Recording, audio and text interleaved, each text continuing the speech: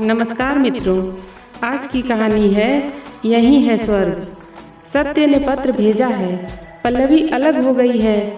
बच्चे अभी हॉस्टल में हैं। मैं कंपनी के प्रोजेक्ट पर पोलैंड जा रहा हूँ। लौट कर बात करूँगा।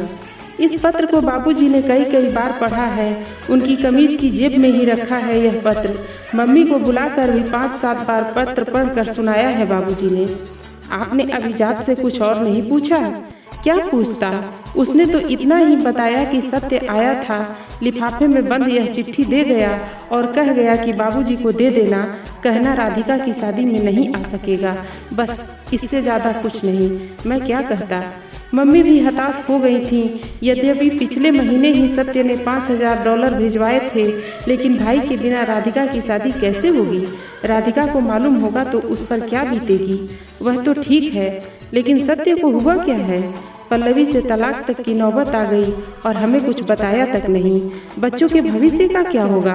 बाबूजी चिंतित हो उठे थे। पोलैंड का कोई फ़ोन नंबर भी तो नहीं दिया। मम्मी ने प्रश्नवाचक नज़रों से बाबूजी की ओर देखा। मैं अभिजात से मिलने की कोशिश करता हूँ। वह कल तक मुंबई में है, शायद गुरुवार तक दिल्ली आ जाएगा। बच्चों के हॉस्टल का पता तो लग ही जाएगा। कुछ न कुछ तो करना होगा। मम्मी फिर से रसोई घर में घुस गईं। बाबूजी ने उन्हें फिर बुलाया। औरतों की 2/3 जिंदगी तो रसोई घर में ही गुजरती है। आग से खेलने का इन्हें शौक हो जाता है, तभी तो दिल में आग सुलगती रहती है और धुआं पीती रहती है। यही बात पल्लवी में है। बाबू हरि प्रसाद की आंखें बंद हो गईं। कुछ सोचने लगे। रक्तचाप शायद बढ़ गया है, सिर में भारीपन आ गया है, आंखें जलने लगी हैं। मम्मी आ गईं। उनके हाथ में पानी का गिलास था। बोली, लो पी लो, ज़्यादा मत सोचो, जो होगा देखेंगे।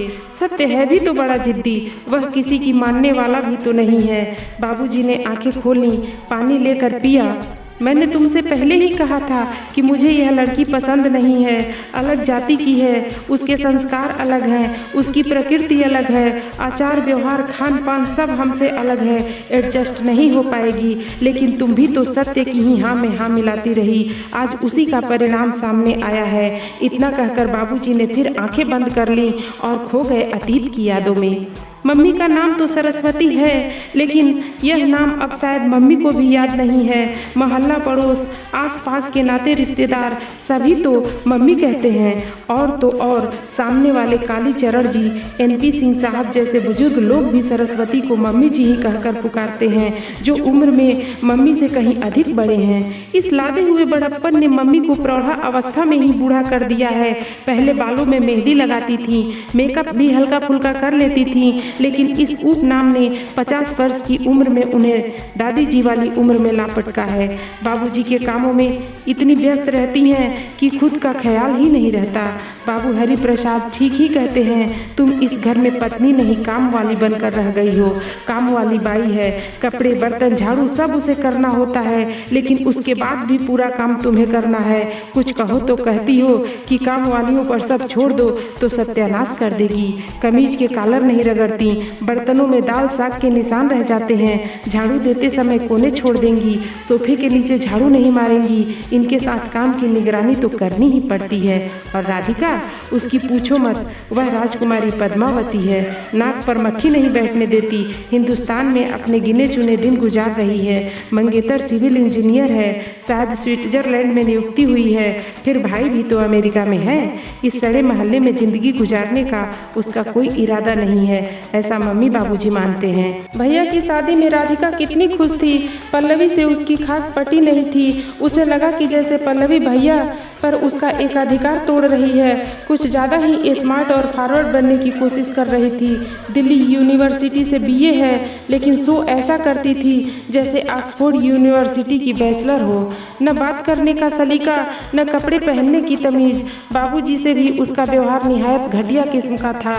बाबूजी उसके बारे में टिप्पणी करते थे, अच्छी लड़की है, ऊंची हील की सैंडल पहनकर ऊंची चलती है, यह बड़प्पन की निशानी है, इससे कद ऊंचा हो जाता है, आदमी जमीन से कुछ ऊंचा उठ जाता है, अच्छा लगता है, धरती की गंदगी से बचा रहता है, ऐसे ही लोग हवा में उड़ सकते हैं, ऊंचा उठकर नाम कर सकते हैं। पल्लवी सुनकर खुश होती थी।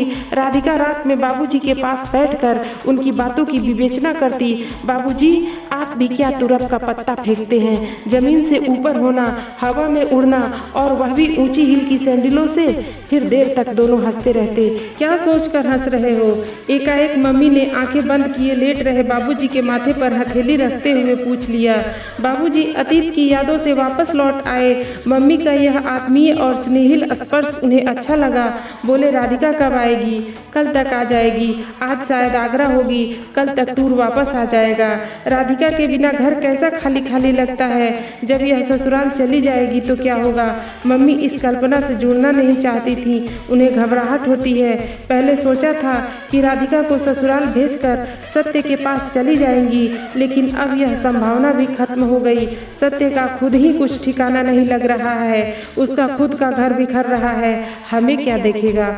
अक्सर लोग कहते हैं कि पैसा पास में हो तो सब कुछ ठीक ठाक हो जाता है, सेवा करने वालों की भीड़ लग जाती है, लेकिन यह तो गलत साबित हुआ। आज सरस्वती के पास क्या नहीं है?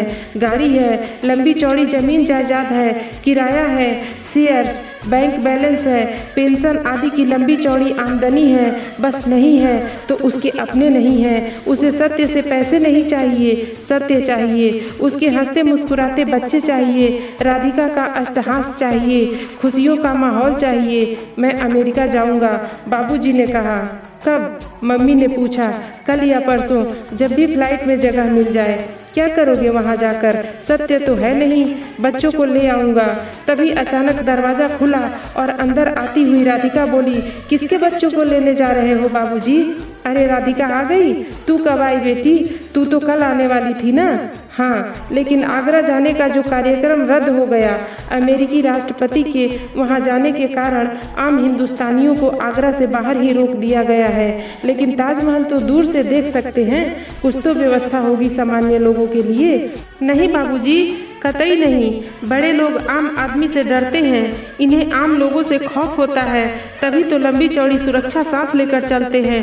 चलो मतलब की बात पर आओ, किसके बच्चों को लाने की बात हो रही थी? अरे छोड़ भी बेटी, थकी हुई आई है, कुछ नाश्ता वास्ता कर ले, फिर आराम से बात करेंगे। अच्छा, तो मुझे बहला फुसला कर हटाया जा रहा है। चलो अच्छे पिताजी की तरह आंखें बंद करो एक बार। हरि प्रसाद जी ने आज्ञा का पालन किया, आंखें बंद कर ली। तभी राधिका पिता से लिपट गई। हरि प्रसाद ने भी उसे बाहों में भरकर चूम लिया। उनकी खुशियों के इन क्षणों से स्वर्ग का सुख कुछ ही दूर रहा होगा।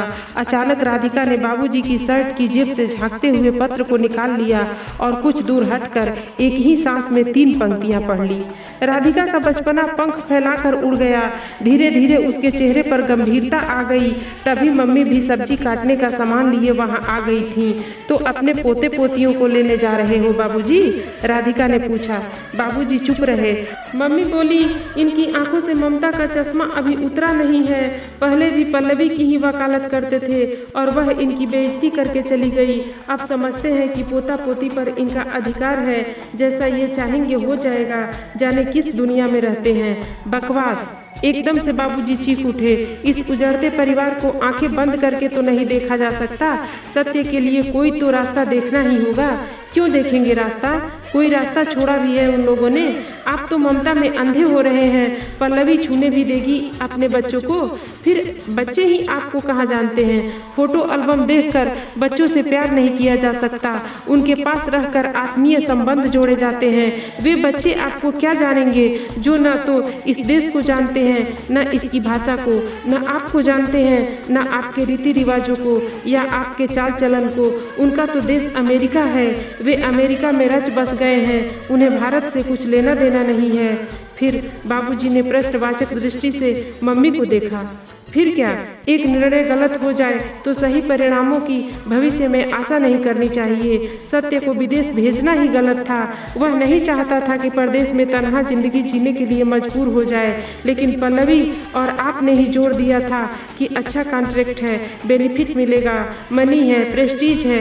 फिर क्या हुआ? मम्मी कुछ आवेश में थी, एक पल को रुकी, फिर अपने को संयत करती हुई बोली, दूसरा गलत निर्णय था पल्लवी को वहाँ भेजना, उससे सर्विस कराना। घर के बिखरने की बहुत सी संभावनाएं सामने थीं। फिर मैं क्या करता?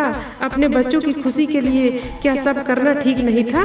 आपने उनकी खुशी के लिए नहीं, उनके बिखरने और टूटने के लिए पक्का बंदोबस्त कर दिया था। यह विदेश का चार्म तथा पैसा कमाने की अदम्य इच्छा आदमी को आदमी नहीं रहने देती।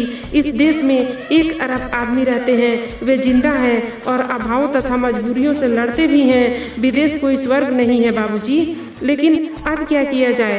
हताश हुए बाबूजी बोले, जो बिगड़ चुका है उसे बनाने में व्यर्थ परेशान होने की जरूरत नहीं है। जो बना बनाया है उसे बिगड़ने से तो बचा जा सकता है। मैं समझा नहीं बेटी। तो फिर साफ साफ सुन लीजिए, मैं किसी ऐसे आदमी से शादी नहीं करूंगी जो विदेश भागने को ललायत हो, जिसे इस देश की धरती से कोई लगाव न हो, जो यहाँ रहकर एक सामान्य और स्वाभिमान भरी जिंदगी न जी सकता हो। मतलब यही कि मैं आपके परम मित्र सुरेश पांडे के इंजीनियर बेटे राकेश पांडे से विवाह करने को बिल्कुल तैयार नहीं हूँ, जो स्विट्जरलैंड में बसने के सपने देख रहा है। मैं इसी देश में रहकर कोई भी छोटी मोटी नौकरी कर लूँगी, किसी साधारण से क्लर्क टाइप आदमी से शादी कर लूंगी जो मेहनत और परिश्रम के 4 पैसे कमाता हो। यह तू क्या कह रही है राधिका बेटी? आपकी राधिका बिखरना नहीं चाहती बाबूजी। मुझे भैया की तरह निरीह और मजबूर जिंदगी जीने का साथ मत दो। मैं इसी देश में या इसी शहर में या इसी मोहल्ले में रहना चाहती हूँ।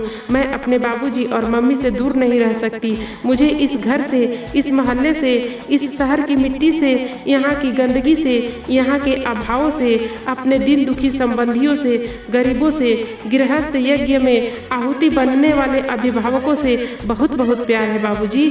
मैं कायर बनकर या स्वार्थी बनकर भागना नहीं चाहती। मुझे यहीं स्वच्छंद माहौल में खुले आकाश में सांस लेने दो। मैं अपनी प्यारी प्यारी मम्मी से दूर जाकर कहाँ सुख से रह सकूंगी। मुझे रानी पद्मावती तो बनना है, लेकिन महारानी एलिजाबेथ बनने का शौक नहीं है। आ मेरी बच्ची आ, मेरे आंचल में आकर छुप जा। मैं अपनी राधिका को अपने सीने से लगा कर रखूंगी। मम्मी किचन से भागती हुई आई और राधिका से लिपट गई। आंसुओं की इस पवित्र पावन गंगा में बहुत कुछ गंदगी बह गई थी। एक स्वच्छ धारा, एक स्नेहिल लहर यहाँ से वहाँ तक व्याप्त हो गई। तीनों प्राणी यही सोच रहे थे कि यदि धरती पर कहीं स्वर्ग है तो यहीं पर है। कहानी यदि पसंद आई हो तो वीडियो को लाइक और चैनल को सब्सक्राइब करना ना भूलें। धन्यवाद।